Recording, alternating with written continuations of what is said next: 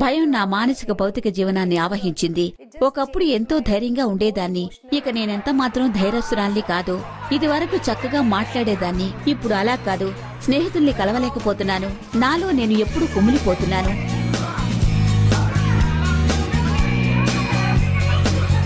ఒకసారి విహారయాత్రకు వెళ్లిన సునీతకు చేదు అనుభవం ఎదురైంది. సరదాగా ఉండే ఆ అమ్మాయి కాస్త భీతావహినిగా మారిపోయింది. నా తమ్ముడు మరో స్నేహితుడు సరదాగా అనేవారు, మేం అబ్బాయిలు మిమ్మల్ని కాపాడతామని. మేం ముగ్గురం అమ్మాయిలు ఒకే చోట ఉన్నాం. ఓ 12 సంవత్సరాల కుర్రాడు ఆ రోజు అర్ధరాత్రి మా దగ్గర దొంగతనానికి పాల్పడ్డాడు. మాలోని ఒక అమ్మాయి దొంగ దొంగ అని ఎంతో అరిచింది. భయంకరమైన దృశ్యం. ఆ సంఘటన నా జీవితాన్ని మొత్తంగా మార్చేసింది. సునీతకు పెళ్లి చేస్తే ఆమె భయాలు పోతాయని ఆమె తల్లిదండ్రులు భావించారు. గోవాలో వ్యాపారం చేస్తున్న ప్రకాష్తో ఆమెకు పెళ్లి చేశారు. నా భర్త కొత్తగా ఓ వ్యాపారాన్ని మొదలుపెట్టాడు. రోజు అర్ధరాత్రి దాటిన తర్వాత ఇంటికొచ్చేవాడు. మొదట బోటు, తర్వాత బస్సు ఎక్కి రావాల్సొచ్చేది. దాంతో ఆలస్యమయ్యేది. నాలో భయం మొదలైంది. చిన్న శబ్దం కూడా నన్ను భయకంపితురాల్ని చేసేది. ఈ భయాలకు తోడు తనను భర్త నిర్లక్ష్యం చేస్తున్నాడని అనుమానం ఆమెలో మొదలయ్యింది. ఆయన కొత్తగా వ్యాపారాన్ని మొదలుపెట్టినా అక్కడే ఎక్కువ కాలం ఉండాల్సొస్తుందని తెలిసినా నాపై ఆయన ఎక్కువ శ్రద్ధ చూపడం లేదనిపించేది. దాంతో నాలో ఒంటరితనం మొదలైంది. నా బాధలు పంచుకోవడానికి దగ్గరగా నా కుటుంబం కూడా లేకపోయింది. ఆ సమయంలో నేను ఎక్కువగా ఆధ్యాత్మిక చింతనలో గడిపేదాన్ని. కొన్ని మంత్రాలు జపించేదాన్ని. ఒంటరితనం నుంచి బయటపడ్డానికి ఎన్నో మార్గాలు వెతికేదాన్ని. భయం నుంచి బయటపడడానికి చేయాల్సిన అన్ని ప్రయత్నాలు సునీత చేసేది. అయితే రోజులు గడిచే కొద్దీ ఆమె ఆందోళన మరింత పెరిగింది. భయపడ్డప్పుడు నాకు విరోచనాలయ్యేవి. శారీరకంగా కూడా బలహీనంగా తయారయ్యేదాన్ని. ఈ బాధలు ఒక డాక్టర్తో చెప్పుకుంటే ఓర్పుగా ఉండమని, పరిస్థితుల్ని అర్థం చేసుకోమని, అన్నీ అవే సర్దుకుంటాయని చెప్పాడు. అయితే డాక్టర్ సలహాలు కూడా పరిస్థితిలో మార్పు తేలేదు. ఇలాంటి భయానక పరిస్థితుల్లో క్రిస్టియన్ స్నేహితురాలొకామె హోప్ అనే పుస్తకం ఇచ్చింది. అందులోని ఒక సంఘటన సునీత దృష్టిని ఆకర్షించింది.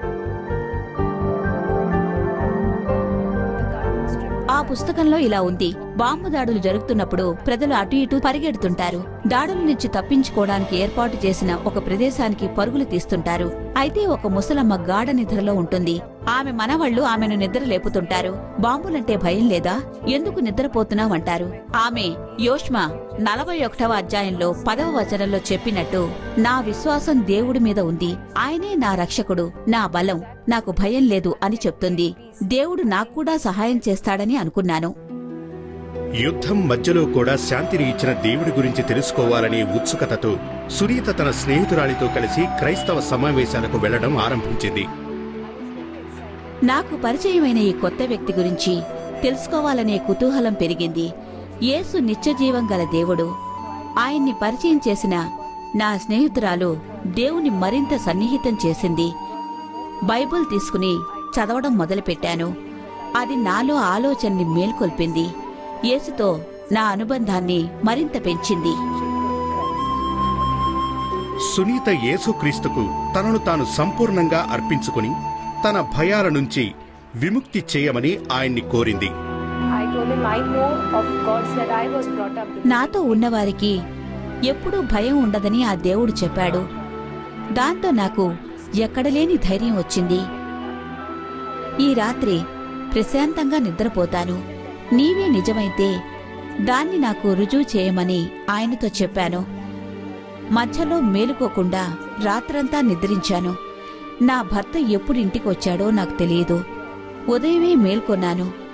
ఆ రాత్రి నుంచి నాకు భయమంటూ లేకుండా పోయింది. ఆనాటి నుంచి నాకు యేసుక్రీస్తు మీద మరింత నమ్మకం పెరిగింది. అలాగ సునీత భయం ఒక రాత్రిలోనే మటుమాయమైపోయింది. మరుసటి రోజు మేలుకొనేసరికి నాకు నేనే ఆశ్చర్యపోయాను. నేనేనా ఇలా రాత్రంతా ప్రశాంతంగా నిద్రపోయింది అని. యేసు నిజంగానే మహిమగల దేవుడు. ఆయన నిజంగా నన్ను జాగ్రత్తగా చూసుకున్నాడు. నేను బైబిల్ చదువుతున్నప్పుడు యేసు నా కోసం మరణించినట్లుగా తెలుసుకున్నాను. ఆయన తన జీవితాన్ని నాకిచ్చాడని తెలుసుకున్నాను. అది నా ఆలోచన తీరును, నా మనసును మార్చేసింది. నెమ్మదిగా నాలో విశ్వాసం పెరిగింది. యేసు నుంచి కొత్త శక్తి పొందిన సునీత ధైర్యంగా లోకానికి, తన కుటుంబానికి ప్రభువైన యేసును పరిచయం చేసింది. యేసు పట్ల నేనెంత నమ్మకంగా ఉన్నానో నా భర్తకు తెలియదు. నేను చర్చికి పోవడం మొదలుపెట్టాను. మత సంప్రదాయాలు పాటించసాగాను.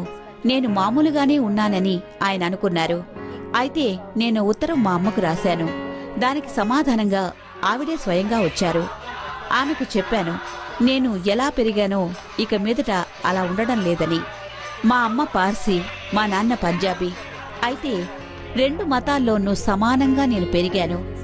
ఇక మీదట మాత్రం నేను యేసును మాత్రమే అనుసరిస్తాను అని ఆమెకు స్పష్టంగా చెప్పాను. ఆమె నిర్ణయాన్ని తన కుటుంబం స్వాగతించకపోయినా సునీత తన శాంతి పథాన్ని మాత్రం వేడలేదు.